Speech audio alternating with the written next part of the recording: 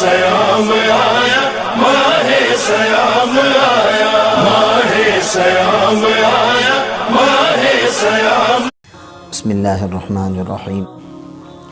حامدا ومصلیا ومسلما اما بعد. اعوذ باللہ من الشیطان الرجیم.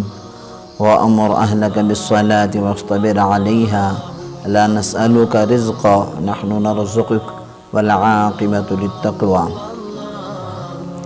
وقال النبی صلی اللہ علیہ وسلم اللہم بارک لنا فی رجب وشعبان وبلغنا رمضان. صدق اللہ العظیم. سبحان ربک رب العزت عما یصفون وسلام علی المرسلین والحمد للہ رب العالمین. معزز ناظرین کرام، عزیز میرے بھائیوں، بزرگوں، دوستوں، عفت مآب مائیں بہنیں، خواتین و حضرات،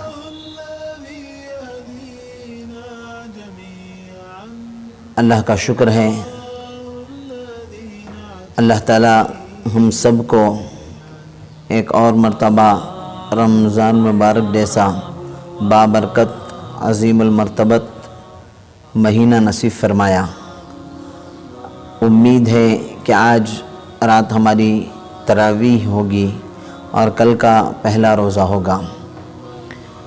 اس پروگرام میں قرآن و حدیث کی روشنی میں جو ہم رمضان کے استقبال اور اس مبارک مہینے کی تیاری کے تعلق سے تقریباً ہفتے بھر سے ہم سن رہے ہیں، ان اہم اور ضروری گزارشات سے پہلے میں آپ تمام حضرات کی خدمت میں مبارکباد دیتا ہوں اور اللہ کی بارگاہ میں دعا کرتا ہوں کہ اللہ تبارک و تعالی ہم سب کو رمضان کے فیض و برکات مکمل طور پر فائدہ اٹھانے اور فائدہ پہنچانے کی توفیق نصیب عطا فرمائے.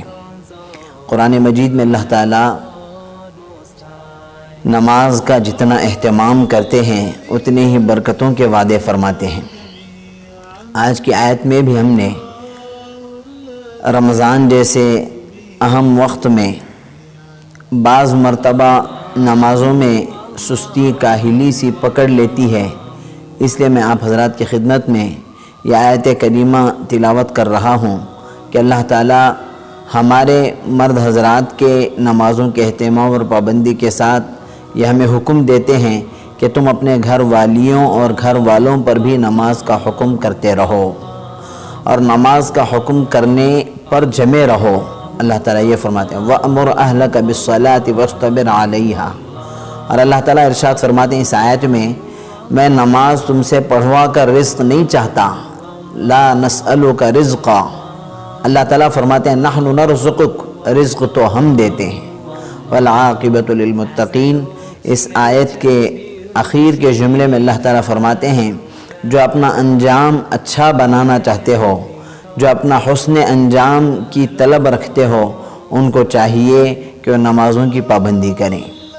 اب اس عظیم المرتبت اور مبارک مہینے میں بھی نماز کیسے ہماری سستی ہوتی ہے یہ ہمیں تھوڑا غور کرنا ہے.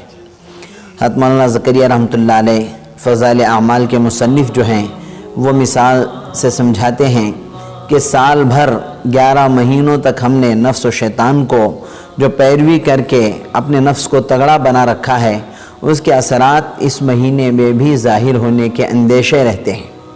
تو وہ اگر ہو اور دوسرا ہماری سستی ہو تو نمازوں کا حال اللہ نہ کرے ہمارا ایسا ہو جاتا ہے کہ فجر سحری کھاتے ہی لیٹتے ہیں تو ادا کا وقت نکل کر قضا شروع ہوتی ہے تب اٹھ کر نماز پڑھتے ہیں. ایسا نہیں ہونا چاہیے. دوپہر میں 12:30 سے لے کر 4 ساڑھے 4 تک قیل اللہ کا وقت ہوتا ہے. قیل اللہ اب تو کھانا کھانے کے بعد ہوا کرتا تھا، اب رمضان کے مہینے میں ظہر کے بعد ہونا چاہیے. اکثر و بیشتر روزے، گرمی کی شدت، بیکاری اور آج کل کے لاک ڈاؤن کرونا وائرس کی وجہ سے ساری چیزیں رکی ہوئی ہیں تو خالی بیٹھے ہیں، اس لیے دوپہر کے وقت سو جائیں تو قیل اللہ کے بہانے ظہر چھوٹ جاتی ہے. ایسے بھی نہیں ہونا چاہیے. پھر عصر افطاری کی تیاری، خرید و فروخت، پکانے جمانے، دستر لگانے، اس کی وجہ سے اثر ہماری چھوٹنے کے اندیشے رہتے ہیں. ایسا بھی نہیں ہونا چاہیے. پھر مغرب کی نماز تو عین ہم لوگ دسترخوان پر بیٹھتے ہیں، افطاری کے لیے تیاری کرتے ہیں، تیاری کے ساتھ افطاری میں جو لگ جاتے ہیں وہ وقت ہی مختصر ہوتا ہے. اتنا افطار کر لیں کہ نماز اطمینان سے ادا کریں، پھر ہو سکے تو نماز کے بعد اطمینان سے بیٹھ کر کھانا کھا لیں، یا کم از کم کھانا بھی ہو تو مختصر وقت میں جلدی سے کھانے سے فارغ ہو جائیں اور مغرب ادا کریں. اکثر و بیشتر افطار میں ایسے لگے رہتے ہیں کہ مغرب کی نماز قضا ہونے کے اندیشے ہوتے ہیں. اور صبح سے روزہ تھا، خالی پیٹ تھے، تو مغرب میں اس طرح کھا لیا کہ اتنا زیادہ کہ عشاء میں 20 رکعت کے پڑھنے کے اندیشے، سوچ و بچار کی وجہ سے لیٹ گئے، عشاء بھی قضا اور تراویح بھی چھوٹ گئی. یہ سستی کے اندیشے رہتے ہیں. اس لیے میں آپ تمام حضرات سے گزارش کرتا ہوں کہ اکابرین بعض علماء کرام بھی فرماتے ہیں جن کا کھانا لیٹ ہوتا ہے ان کی عبادت ٹائٹ ہوتی ہے، اور جن کا کھانا ٹائٹ ہوتا ہے خوب کھا لیتے ہیں ان کی عبادت میں لائٹ مختصر ہونا شروع ہو جاتا ہے. میں آپ سے گزارش کرتا ہوں کہ سحری ہو افطاری ہو مختصر یا درمیانی کر لیں تاکہ عبادت، تلاوت، ذکر و اذکار، اوراد و وظائف میں بھی، پڑھنے پڑھانے مطالعے میں بھی کمزوری محسوس نہ ہو. آپ مختصر انداز میں یا درمیانی انداز میں سحری افطاری کریں، وقت پر فجر ادا کریں، ظہر کی نماز پڑھنے کے بعد قیل اللہ کریں، اور عصر کی نماز سے پہلے ہی افطار کی تیاری خرید و فروخت کر لیں، یا عصر اذان کے فوراً بعد اپنے اپنے گھروں میں جو پڑھ رہے ہیں درمیان میں 15 منٹ کا وقفہ دینے کے بغیر اذان ہوتے ہی عصر پڑھ لیں اور افطار کی تیاری میں لگ جائیں. پھر مغرب درمیانی انداز میں یا مختصر ہی افطار کر کے مغرب پڑھ لیں، پھر کھانا کھائیں، یا مختصر وقت میں تھوڑے وقت میں کھانا بھی کھا لیں اور مغرب نماز ادا پڑھے، قضا ہونے سے بچائیں. اب جب آپ کھانا مختصر کریں گے تو اللہ کی ذات سے امید ہے کہ عشاء کی نماز اور 20 رکعت تراویح بھی مکمل ہوگی. تو ان چیزوں کو ہمیں خاص کر نماز میں رمضان کے مہینے میں اہتمام اور پابندی کرنا ہے.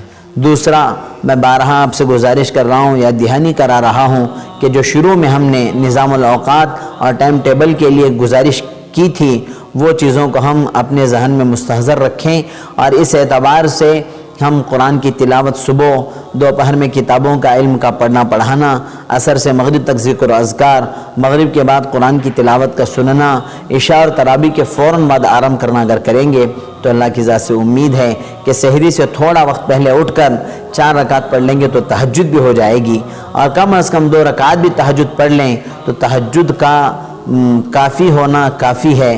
تو آپ سے گزارش کرتا ہوں کہ نماز کو اس طرح آپ محتمم اور اہتمام کے ساتھ پڑھیں. اسی طرح اللہ کے نبی صلی اللہ علیہ وسلم نے رمضان آنے سے 2 مہینے پہلے تک یہ دعا جس طرح اہتمام اور پابندی سے اللہ سے مانگا کرتے تھے، اللہم بارک لنا فی رجب و شعبان و بلغنا رمضان، ایسے ہی رمضان کے آتے ہی ایک دعا اور آپ صلی اللہ علیہ وسلم ہم سب کو تلقین فرمائی ہے، ترغیب دی ہے اس دعا کی طرف. میں آپ سے گزارش کرتا ہوں کہ دعا آپ روزانہ اللہ سے مانگا کریں. اللہ توفیق دے تو 5 نمازوں میں اللہ سے دعا کریں کہ حدیث میں بھی آپ سب نے فرمایا جس کا رمضان سلامتی سے گزر گیا اس کا پورا سال سلامتی سے گزر گیا.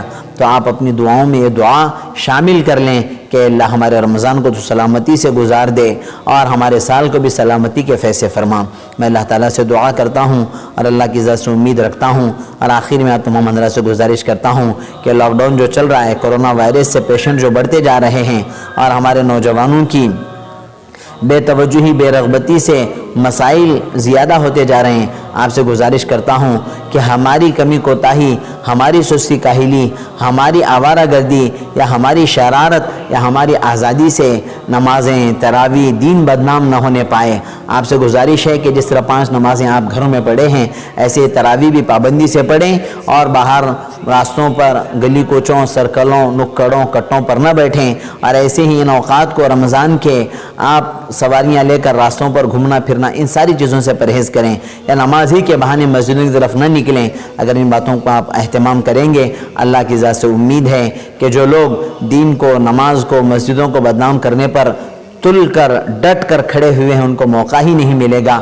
میں اللہ سے دعا بھی کرتا ہوں، آپ سے گزارش بھی کرتا ہوں کہ ان تمام باتوں کا آپ اہتمام کریں، یہ پروگرام خود بھی دیکھیں، دوسروں کو بھی شیئر کریں، ہمارے اس چینل کو سبسکرائب کریں اور شیئر کر کے آپ لائک کر کے اس کو دوسروں کو زیادہ سے زیادہ پہنچانے بھیجنے کی فکر کریں۔ اللہ تعالی ہم سب کو رمضان کی فیض و برکات سے مستفیض ہونے کی توفیق عطا فرمائے اور ہمارے استقبال رمضان پروگرام کو قبول فرمائے۔ اللہ تعالی توفیق دے تو کل سے انشاءاللہ ہم پیغام رمضان آپ کے خدمت میں عرض کریں گے، پیش کریں گے۔ آپ تو محمد رضا سے گزارش ہے کہ آپ ان باتوں پر توجہ دیں، دھیان دیں اور عمل کرنے کی کوشش کریں۔ آمین وآخر دعوانا الحمدللہ رب العالمین۔ والسلام علیکم۔